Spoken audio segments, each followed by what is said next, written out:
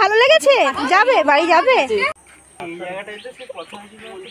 Good afternoon, কেমন আছো তোমরা সবাই? আর আজকে আমি দুপুর যাচ্ছি একটা ইনভিটেশন বাড়িতে। আর সত্যি কথা বলতে সামারের দুপুর ইনভিটেশন যাওয়া যে কী কষ্টকর না। তো মাঝপথ থেকে আমাদেরকে টোটো থেকে নামতে হলো, আর এখন হেঁটে হেঁটে যাচ্ছি। আর রাস্তার নাকি খারাপ অবস্থা, মানে হেঁটে হেঁটে যাওয়া মাচ বেটার।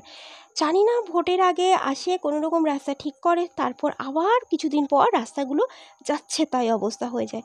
তো আমি একা যাচ্ছি না, আমার মা আর ভাইও যাচ্ছে। তো আমরা যাচ্ছি একটা রাইস সেরিমনি আছে, ওখানেই যাচ্ছি। আর দেখো তোমরা রাস্তার কি অবস্থা, এর থেকে দেখো টোটো থেকে কিন্তু হেঁটে যাওয়া মাচ বেটার। আর চারিদিকে দেখো এরকম দেখতে দেখতে আমরা চলে এলাম, আর আমরা এই ঘরে চলে এসেছি। আর বাকিরা সব বসে একটু গল্প টল্প করছে। আর আমরাও না একটু লেট হয়ে গেছিলো, আমাদের আসতে অলমোস্ট 3 মানে PM হয়ে গেছিলো। তো আমরা এখানে একটু ওয়েট করি। মামাকে ভালো লেগেছে? যাবে বাড়ি যাবে? দেখো এই বাচ্চাটা হচ্ছে আয়ুষ, আমরা ও রাইস সেরিমনিতেই গেছিলাম। আর এটা আমার ভাইয়ের বাচ্চাটা না, ভাইকে খুব ভালোবাসছিল, ওর কোল থেকে নামতেই চাচ্ছিল না, তাই শুধু ওর কোলে উঠেই বাচ্চাটা বসেছিল। আর আমরা না বাইরেই বসেছিলাম, বাইরের মানে চারিদিকটা এত সুন্দর না, যে আমি জন্যই তোমাদের সাথে ব্যাপারটা শেয়ার করছি। দেখো এরকম একটা সুন্দর জায়গা এখনকার দিনে ভাবাই যায় না, মানে এটা না একদম পলিউশন ফ্রি, প্লাস এটা হচ্ছে বেশ একটু দূরে বললেন, এখানে কি মানে কোনো ঝামেলা নেই। আর এরপর আমি খেতে বসেছিলাম, তো খাওয়ার না বেশি ক্লিপ না আমি নিয়ে নিই। সো অ্যাকচুয়ালি আমি খেতে খেতে না মানে ফোনের ইউজ ঠিকঠাক মতো করতে পারি না, আর আমার কেমন যেন একটু আনকমফোর্টেবল ফিল হয়। তো যাই হোক, খাবারগুলো খুব টেস্টি ছিল। হ্যাঁ হয়েছে। তারপরে আমরা এখানে কিছু ফটো সেশন করছিলাম, মানে কোনো অনুষ্ঠানে আমি থাকবো আর সেখানে ফটো সেশন হবে না, এটা হতেই পারে না। তো এটা হচ্ছে ভাইয়ের স্টুডেন্ট, হ্যাঁ ওর বাচ্চারই রাইস সেরিমনিতে আমরা গেছিলাম, আর আমি আর মা আজকে ম্যাচিং করেছিলাম, তাই আমরা ফটো তুলছিলাম। আর একটা ফটো আমি ওদের সাথেও তুলছিলাম। আর এই জায়গাটা না এত সুন্দর লাগছিল না, মানে কি বলবো। ইউজুয়ালি আমরা যখন অনুষ্ঠান বাড়িতে যাই তখন ঝাঁ চকচকে প্যান্ডেল লাইট এরকম থাকার, এখানে দেখো সেরকম কোনো কিছু ছিল না।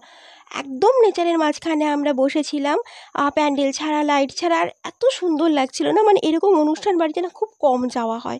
আর আমার তো এমনিই ভীষণ নেচার ভালো লাগে। আর সবথেকে বেস্ট পার্ট আমার যেটা লাগছিল, যে এরা খাবারকে না ডাস্টবিনে ফেলছিল না, এই খাবারটার সামনেই এখানে পাতার করে দিচ্ছিল যাতে কুকুর বিড়ালগুলো খায়। আর এই লালুটা কি কিউট না। আর সত্যি কথা তো ওরাই বা, আমরা যদি ওদেরকে খেতে না দিই তাহলে ওরা খাবারটা পাবে কোথা থেকে? আর আমরা হিউম্যান, সো আমাদের হিউম্যানিটি না শুধুমাত্র হিউম্যানের প্রতি, মানুষের প্রতি লিমিটেড থাকা উচিত না, সেটা কিন্তু অ্যানিমেলসের প্রতিও দেখানো উচিত। আর এখানকার নেচার এত সুন্দর, ঠিক ততটা সুন্দর কিন্তু এখানকার মানুষদের বিহেভিয়ার। তো এটা হচ্ছে ভাইয়ের আর একটা স্টুডেন্ট, ওর মা, এরাও আমাদের সাথে দেখা হয়েছিল আর কি, এরাও আমাদের সাথে কথা বলতে বলতে আসছিলো। তো এদের বিহেভিয়ার না সত্যি ভীষণ ভালো লেগেছে। আর সত্যি কথা বলতে না এরকম একটা পলিউশন ফ্রি একটা পরিবেশের মধ্যে একদিন কাটানো সত্যি খুব ভাগ্যের ব্যাপার। আর এখানকার গাছে দেখো কত ফল হয়ে রয়েছে, খেজুর, আম দেখছিলাম, নারকেল দেখছিলাম। তো দেখো এখানে গাছে অনেক আম হয়ে আছে, এত সুন্দর না, মানে ভীষণ ভালো লাগছিল। অনেক পাখিও ডাকছিল, আর দেখো সাথে লালুটাও ছিল।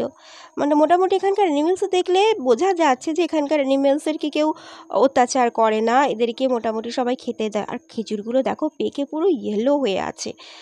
আর মানে এত সুন্দর লাগছে, মানে আমি কি বলবো, মানে আমি যতটাই বলবো কম বলা হবে। তো এখানে থাকাটা মানে খুবই ভালো বিষয়।